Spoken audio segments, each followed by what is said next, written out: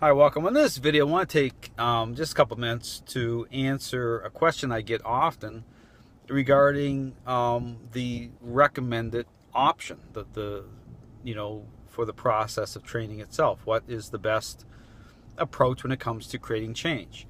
Should it be a home-based option where I come to the person's home environment and give them help that way with training? Can it be the owner coming to where I'm at my training area, and doing training there? Or even a board and train situation where I actually take the dog full time for a 2-week period and and create relational change through that process. Now, here's the thing to understand about training itself.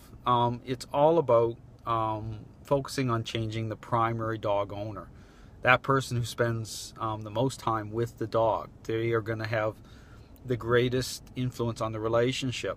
So the person themselves, they need to come under the spotlight, so to speak, in a good way, to begin to get them to think and connect differently with their dog. And so even within the home environment, when the dog begins, when the motors of the dog start going sideways and there's control issues, it's very, very helpful to get the process happening within the dog's comfort zone, within that area. So typically, what I recommend first is actually getting into the person's home environment for at least the first 1 or 2 sessions, if possible.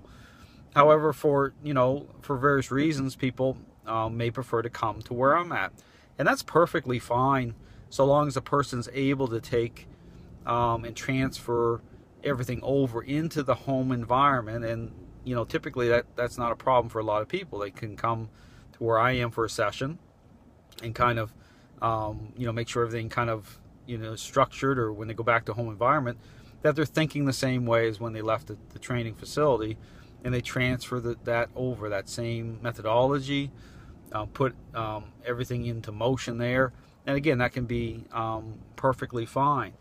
The other option for a board and train, again, that can be a great option for the dog owner in various situations, especially when you're dealing with, say, more problematic behaviors such as aggression, because what it does is it really helps to take the pressure off that dog owner, especially when they feel like their back is up against the wall, very, very frustrated, and they need really extra help.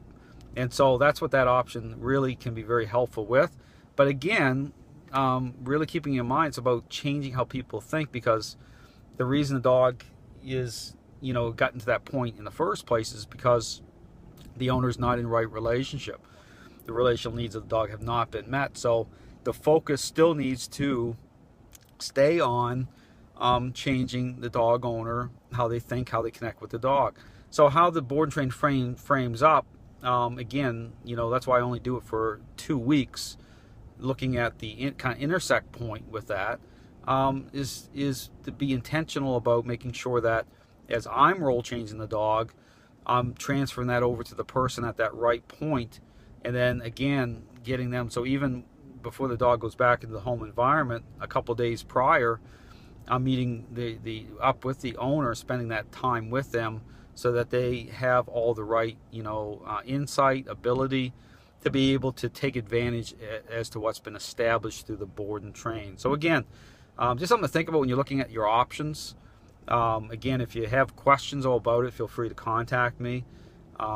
This system of training works absolutely fantastic because it approaches the process for what it is, a relational changing one. It identifies it properly, and it goes beyond appearances. So it's really understanding how to get change happening quickly and at a level that is going to mean that you're going to have lasting results for you and your dog. So thanks for watching.